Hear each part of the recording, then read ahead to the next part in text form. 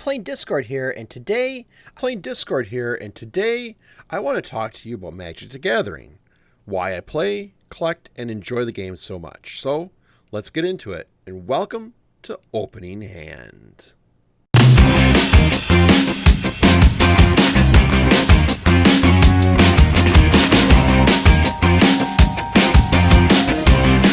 I first discovered Magic the Gathering. Magic was something that during that time in the 90s, if you're a person who grew up during that time frame, like myself, or say Cinder Shadow, or Mike, the Magic Historian, or the Quartering, or the Professor, many others who grew up during that time that actually learned to play Magic back in the very early 90s. This was forbidden. It was the forbidden fruit for kids. Like, I was a preteen who discovered the game at school. I was a nerdy kid who didn't like going to gym class. I was in band. The traditional classic trope of a nerd. So for me, Magic was something I had not discovered yet. And this was back, I'd say about 7th or 6th, 7th grade. Like I was just going into the 7th grade at that time, and it was crazy because I played a lot of video games. I was a big video game kid. I was Nintendo all the way during that era, and I loved to read. I really enjoyed fantasy books and science fiction books. I was really into the Star Wars book series for the extended universe, so I was reading those. At the time, I remember I was actually reading the Thrawn trilogy, and oh boy, it was the 90s was a great time for me as a kid. It's and as a young adult.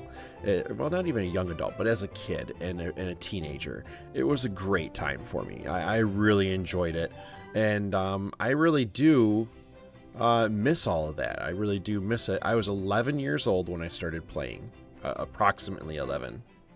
I think I probably was just about to turn 11 when I discovered Magic in 1994. Magic started in 93. I started playing in the early part of 1994, just before I turned 11. And it was so much fun. There's a couple young guys that were, young at that time, is a couple of friends of mine that I was friends with in band class. They brought their decks into school, and they are sitting down playing Magic the Gathering on the band stands, on the music stands that we use to hold our music. And they were playing, and I saw that they were playing a game, and I was like, "What are you guys playing?" They're like, "We're playing a game called Magic." I'm like, "Oh, cool." Needless to say, I convinced one of them to let me buy. He's like, "Hey, you want to learn how to play? Hey, I got an extra deck here of cards," and he gave me the cards. I remember when I first brought them home, and my mom and dad saw them, and my deck was a white and black deck, and it had Demonic Tutor in it. They weren't my cards, but I felt so bad because my mom saw Demonic Tutor in there, and she had a damn near a heart attack because it's my family are a very traditional Catholic Christian family, and so for her it was like, wow, this is the devil's play toy. And for me, I was like, Mom, it's just a fucking card game. It's just a fucking card. Actually, I remember saying that, like, Mom, it's just a fucking card game. And getting yelled at because I swore. It wasn't because because I talked back. It was because I swore at my mom. But it was, that was a good time. It was good memories because that's where I really opened up and found my friends in early high school and middle school, or rather, and into high school. Was Magic. Magic is actually what brought me into actually wanting to learn certain things in school as well. Me playing Magic, I actually accelerated in English a little bit better. I did better in English and better in reading, and I did better in math. Understood math better because of the arithmetic that's required to run the game and play the game pretty efficiently. I fell in love with Magic. I played it all summer long that summer, and all through the school years, every school year, during lunch, no fail. I didn't go outside with the other kids and try to sneak out back and have a cigarette or just sit out there and try to hook up with a girl. Not saying that I wouldn't have wanted to do that. However, for me, it was like, Magic was that thing.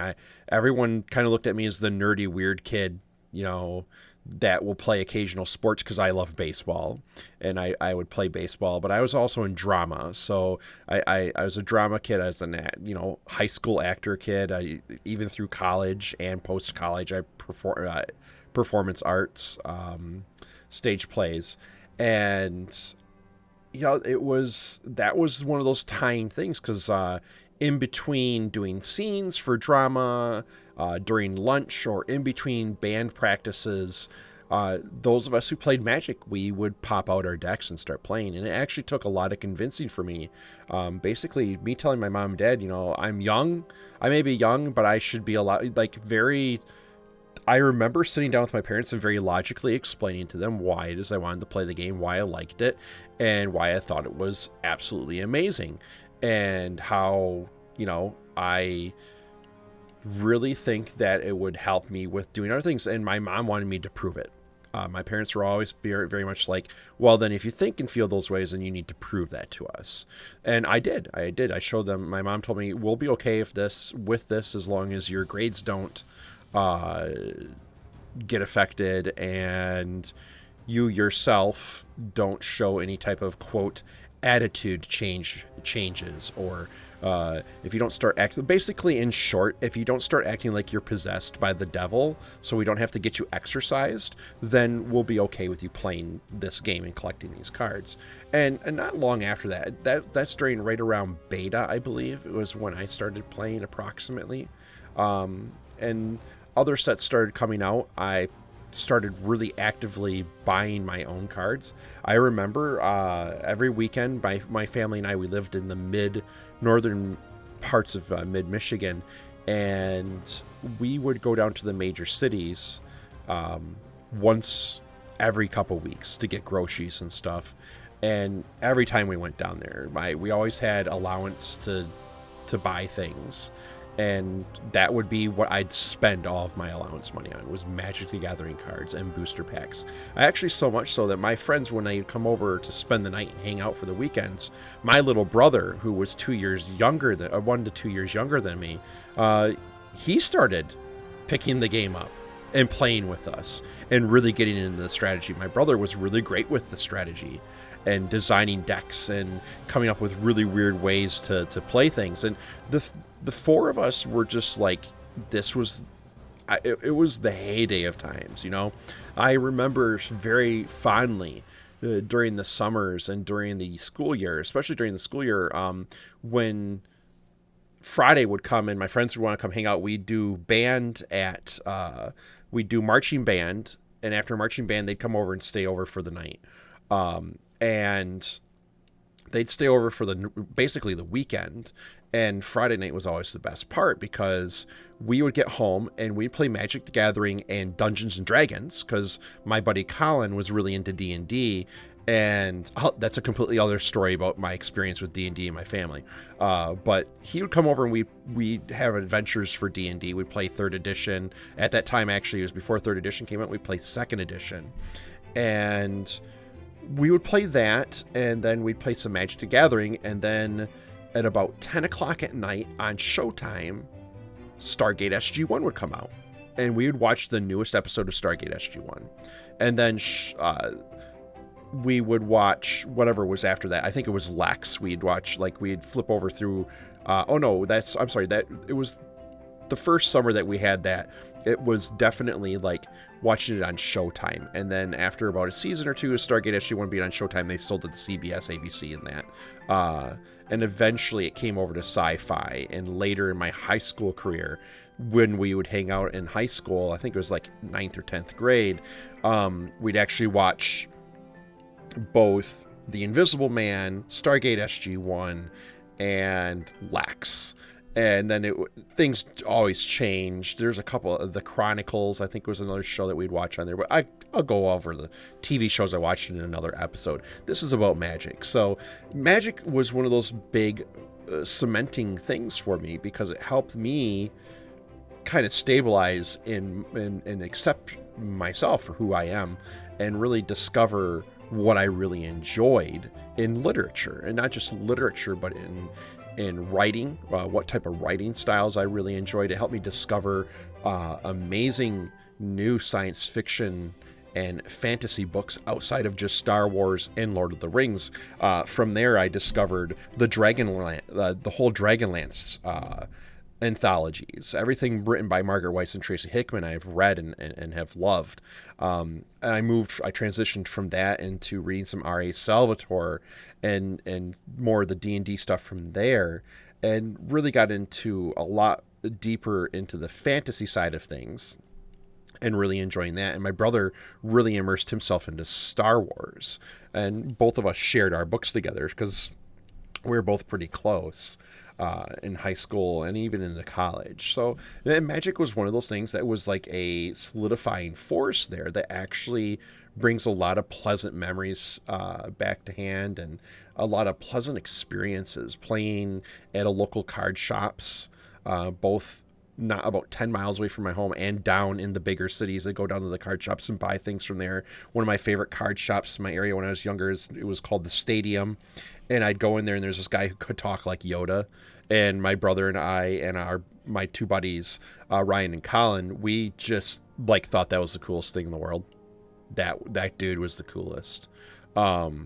And it was, it was a great experience because we'd go down there. Maybe we'd go, when I had my license, we'd drive down there for, like, say, a movie to hang out and go to watch, like, episode 1. When we went to watch episode 1, we went and watched episode 1, and then we went to the mall, and in the mall was the card shop, and we would go in there and buy, I'd have like $50, $100, and I'd just buy a crap ton of Magic the Gathering booster packs and cards, and we'd sit there and open them and talk and have fun, and then we'd go home for the night. It was just Magic has got that type of thing to me. It's just that type of experience. And that's why I still to this day play, collect, and enjoy the game so much. And even though I've taken multiple breaks from Magic throughout the years, I took a break after high school, going into early college and middle college.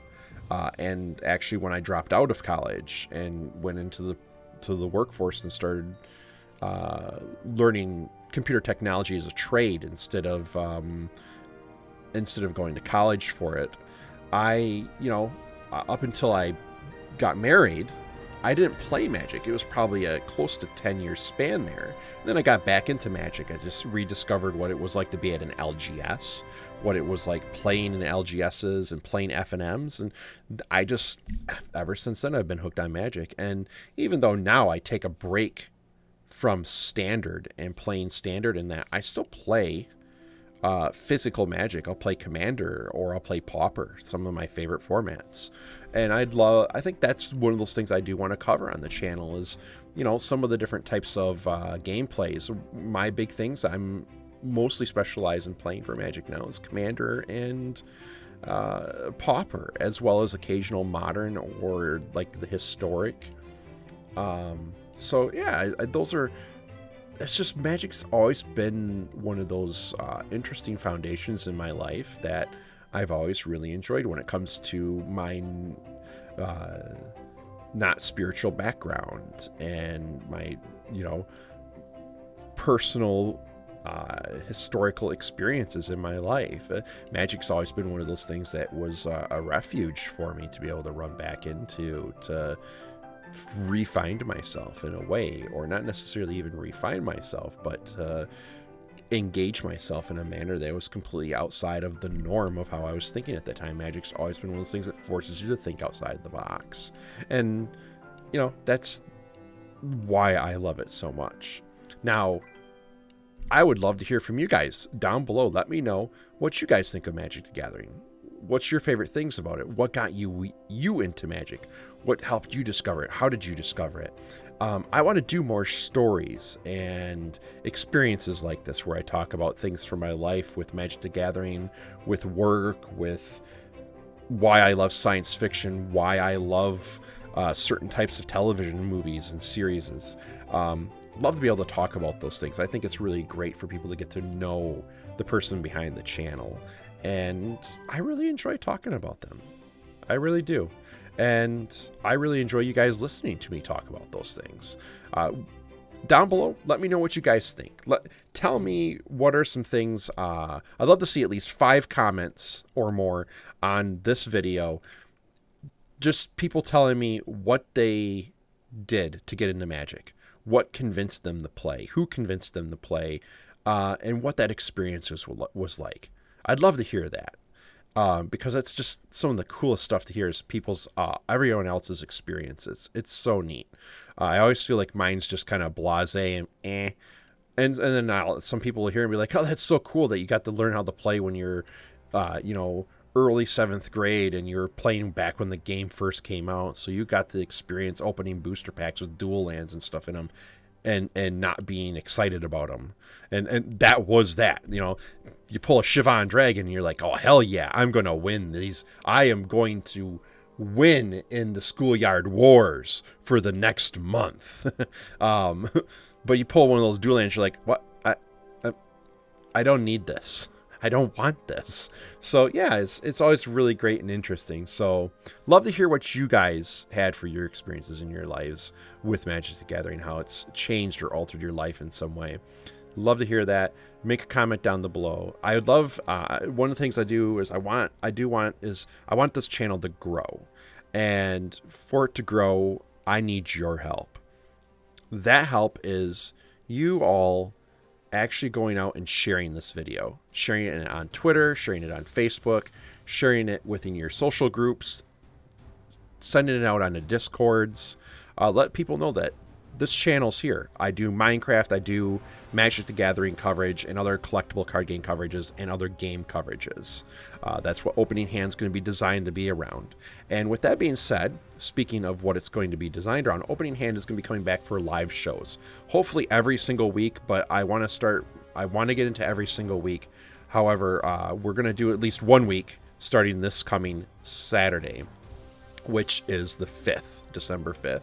I plan on having myself, my old co-host Cinder Shadow, and Razro Takata on the show with me, as well as hopefully Desolator Magic coming out to come hanging with us. I want to be able to bring other guests on the show as well, such as Mike, the Magic Historian, bringing on other interviews from other channels. Maybe get Aether Hub to come on and talk about his stuff as well. Maybe get other smaller channel creators like Mr. Jun to come on and hang out with us. That would be really cool. Legendary MTG Kid, maybe have him come on for an episode to talk with us about things, talk about Magic over there in Canada for himself. That'd be really cool, and I'd love to hear from you guys all about that stuff. But that being said, be sure to just make sure you like the show so that I know I'm doing a good job. And if you don't, just let me know. Let me know. Comments down below. The down button if you wanted, that's okay, I understand.